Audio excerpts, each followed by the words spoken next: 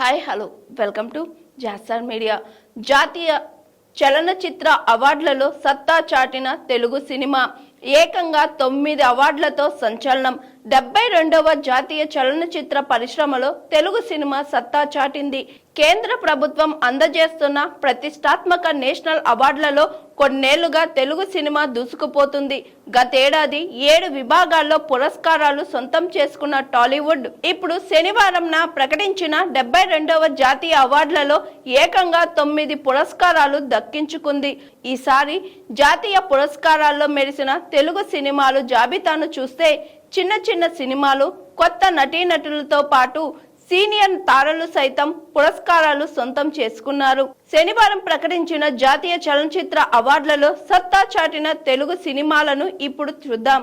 నిర్మాతగా తొలి ప్రయత్నంలో ఉత్తమ ప్రాంతీయ చిత్రం అవార్డును సాధించారు mega daughter Niharika. Youthful entertainer గా తెరకెక్కించిన కమిటీ కుర్రాళ్ళు సినిమాకు ఉత్తమ ప్రాంతీయ చిత్రం అవార్డుతో పాటు బెస్ట్ మేకప్ ఆర్టిస్ట్ అవార్డు దక్కింది. అలాగే పుష్ప 2 ది రూలర్ సినిమాకు గాను ఉత్తమ స్క్రీన్ ప్లే రైటర్ గా సుకుమార్ అవార్డు సాధించారు. ఇదే సినిమాకు కాస్ట్యూమ్ డిజైనర్ విభాగంలో దీపాలి నూర్, శీతల్ శర్మకు అవార్డు అందుకోబోతున్నారు.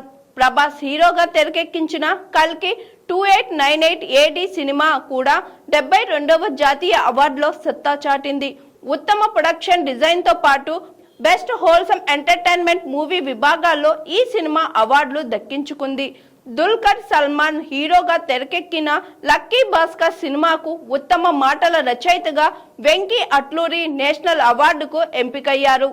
ఎలాంటి అంచనాలు లేకుండా ఆడియన్స్ ముందుకు వచ్చి సంచలన విజయం సాధించిన 35 చిన్న కథ కాదు మూవీకి కూడా 2 అవార్డులు దక్కాయి.